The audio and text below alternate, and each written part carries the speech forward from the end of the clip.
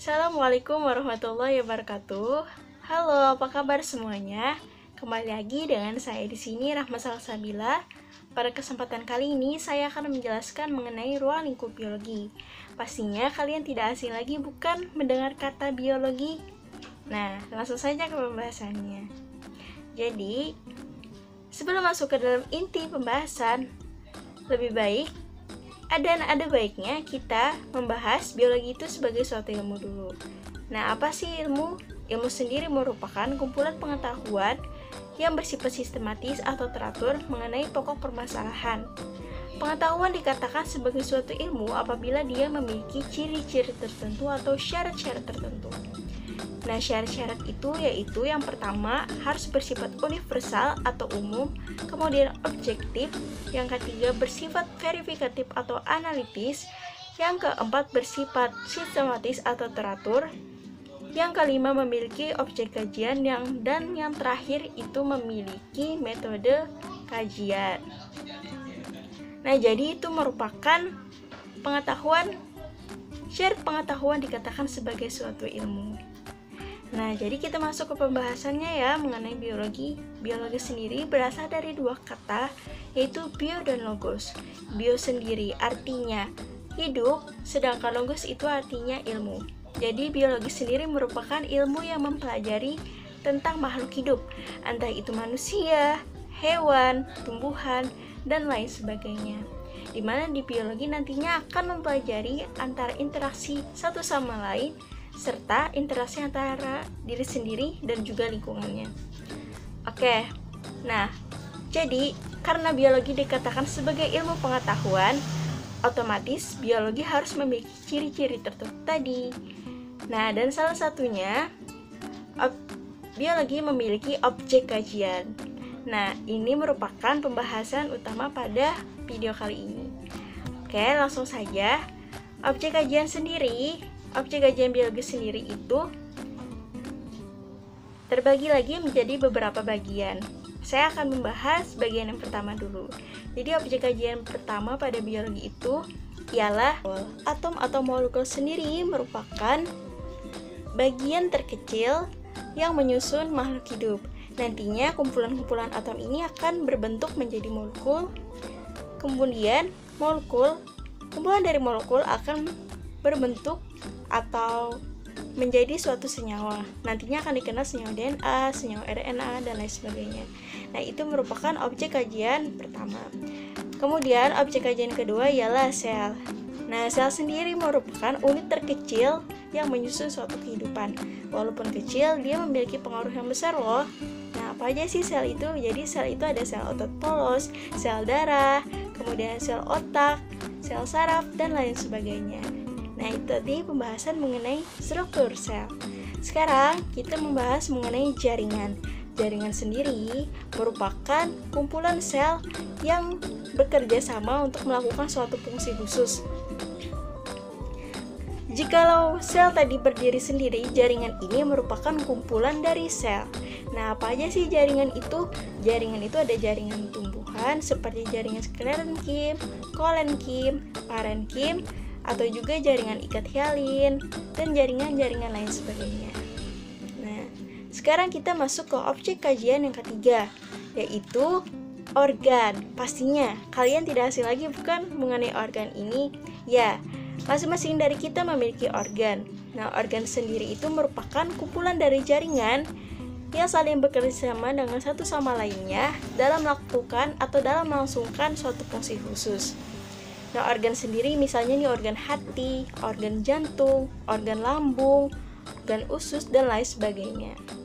Nah, setelah organ, ada yang namanya sistem organ. Nah, sistem organ ini merupakan kumpulan dari organ yang bekerja sama dalam melakukan suatu fungsi. Nah, misalnya nih, ada sistem pencernaan. Sistem pencernaan itu kan melibatkan rongga mulut, esofagus, kemudian organ lambung, kemudian organ usus besar, organ usus halus, kemudian keluar dari anus. Nah, itu merupakan keseluruhan dari organ-organ tersebut akan membentuk suatu sistem. Nah, makanya dikatakan dengan sistem organ. banyak lagi sih sistem organ itu. Ada sistem pencernaan, sistem sirkulasi, sistem ekskresi, sistem koordinasi, dan lain sebagainya. Oke, itu tadi pembahasan mengenai sistem organ. Sekarang kita beralih ke individu. Individu ialah makhluk hidup tunggal. Jadi artinya tunggal itu apa? Ya, tunggal itu satu.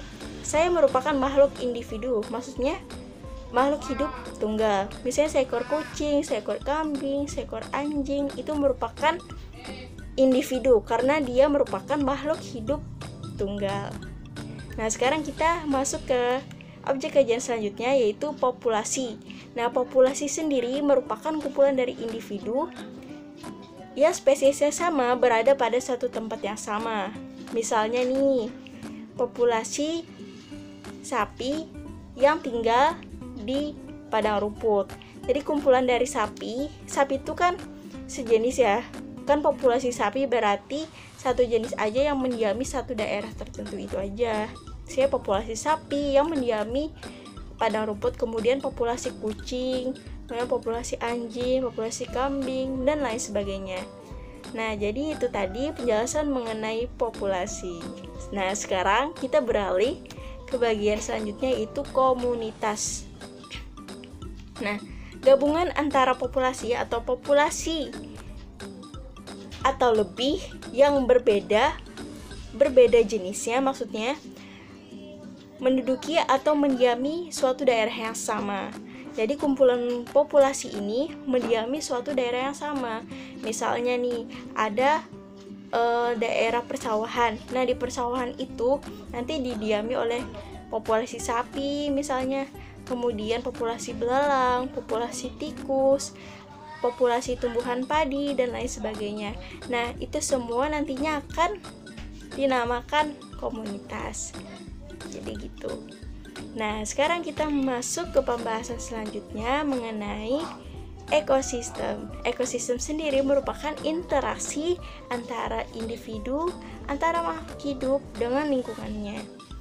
Nah, jadi ekosistem sendiri dibagi menjadi dua, yaitu ekosistem darat dan ekosistem perairan. Ekosistem darat itu ada banyak, ekosistem pendaratan ya.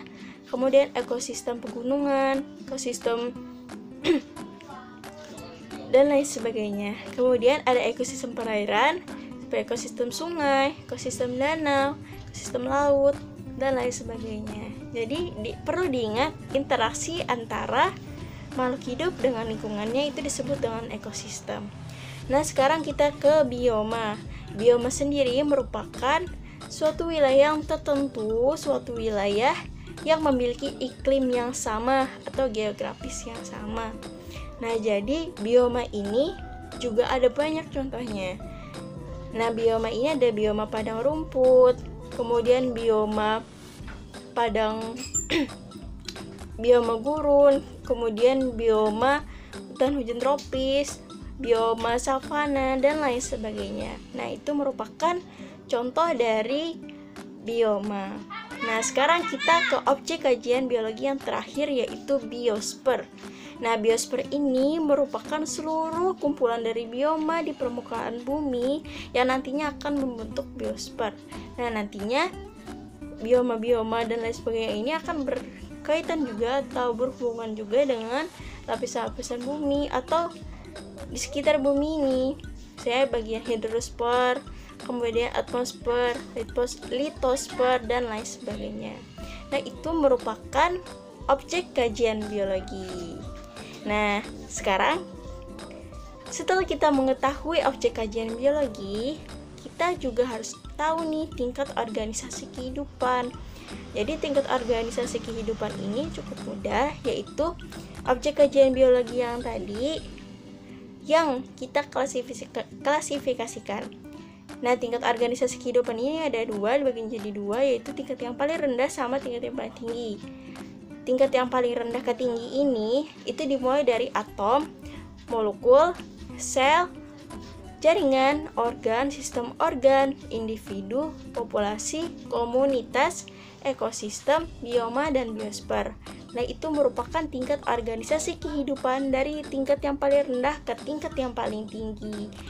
Sekarang, tingkat yang paling tinggi ke tingkat yang paling rendah itu dimulai dari biosfer, bioma, ekosistem, kemudian komunitas, populasi, individu, sistem organ, jaringan, sel, dan yang terakhir atom dan molekul.